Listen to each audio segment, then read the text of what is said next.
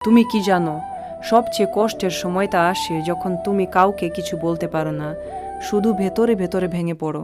তুমি হাসো কিন্তু মনটা কাঁদে, তুমি শক্ত দেখাও কিন্তু ভেতরে ভেতরে হার মানতে ইচ্ছে করে।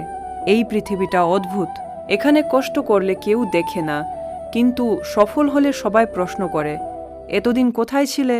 তুমি হয়তো ভাবছো তোমার জীবন বদলাবে না, তুমি যতই চেষ্টা করো সব কিছু যেন বারবার ভেঙে যায়। কিন্তু শোনো, একটা কথা মনে রেখো, যে মানুষটা সবচেয়ে বেশি কষ্ট পায় একদিন সেই মানুষটাই সবচেয়ে বেশি শক্ত হয়। আজ তুমি একা, আজ তোমার পাশে কেউ নেই, আজ তোমার কথা কেউ শোনে না, কিন্তু এই একাকিত্বই একদিন তোমাকে শেখাবে নিজের উপর ভরসা করতে। সবাই যখন ছেড়ে যাবে তখন তুমি নিজের হাত ধরবে, আর সেখান থেকেই তোমার আসল যাত্রা শুরু হবে।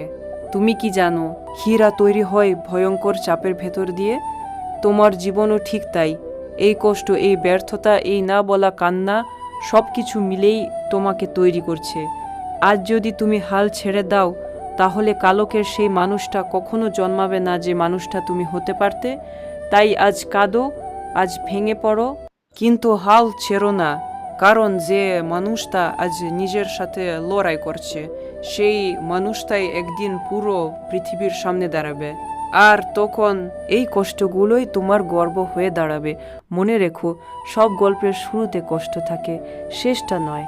তোমার গল্পও বদলাবে, শুধু একটু সময় দাও, নিজেকে বিশ্বাস করো, আর একদিন আবার উঠে দাঁড়াও। কারণ তুমি হারার জন্য তৈরি হওনি, তুমি তৈরি হয়েছো জয়ী হওয়ার জন্য।